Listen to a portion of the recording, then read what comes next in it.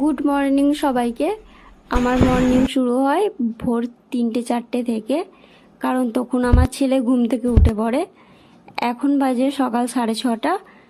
এইমাত্র আমার ছেলে ঘুমালো, তাই আমি বিছানাটা পরিষ্কার করে নিচ্ছি।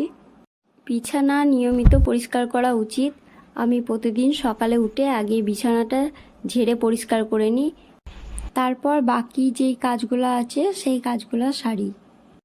বিছানার চাদরটা প্রথমেই চেঞ্জ করে নিয়েছি, তারপরে আমার ছেলেটা ঘুমিয়ে গেল, শুয়ে দিলাম। ওই সাইডে বালিশগুলো গোছ করে রেখে দিলাম। এবার চাদরটা চেঞ্জ করেছি, চাদরটা ভালো করে বিছিয়ে দিচ্ছি।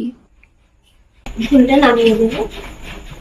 বিছানার অনেক খাটের আর কি চাদরগুলো পাতার সময় একটু ঝুল একটু বেশি ভালো লাগে দেখতে। বিছানাটা গোছ করা হয়ে গেছে, আর এইদিকে দেখো জামা প্যান্টগুলো এলোমেলো হয়ে পড়ে আছে। এই জামা প্যান্টগুলোকে ভাঁজ করে গুছিয়ে রেখে দেবো। একটা একটা করে সব রেখে নিচ্ছি। জামা প্যান্টগুলো পরে ভাঁজ করব, আর শাড়িগুলোকে আগে ভাঁজ করে রেখে দেব। এই সময় ছেলেটা ঘুমিয়ে আছে, এই জামা প্যান্টগুলো আমি তাড়াতাড়ি গুছিয়ে রেখে দেব। এই ভিডিওটা কেমন লাগছে কমেন্ট করে জানাবে। লাইক কমেন্ট শেয়ার করতে ভুলবে না।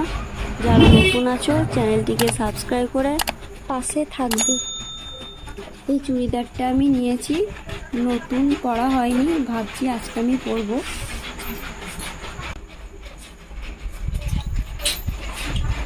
এই দেখো চুড়িদার, এটা পিঙ্ক কালার। পিঙ্ক কালারটা আমার খুব পছন্দ।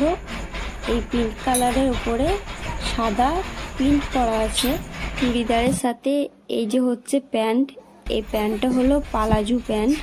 ড্রেসটা কেমন লাগছে কমেন্ট করে বলবে।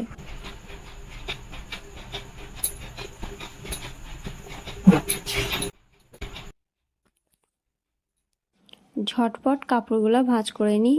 এখন ছেলেটা ঘুমাচ্ছে।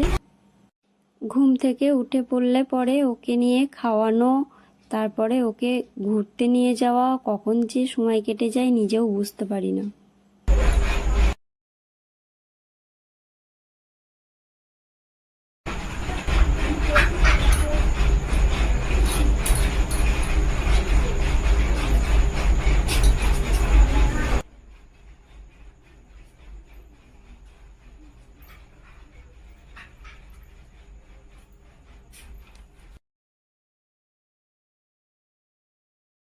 बेटा तोरा कोई साथ न देता, तोरा बारे में हमरा गलत भी इंफॉर्मेशन आ गया ना माइंड में, तो सीधा बास कर दे।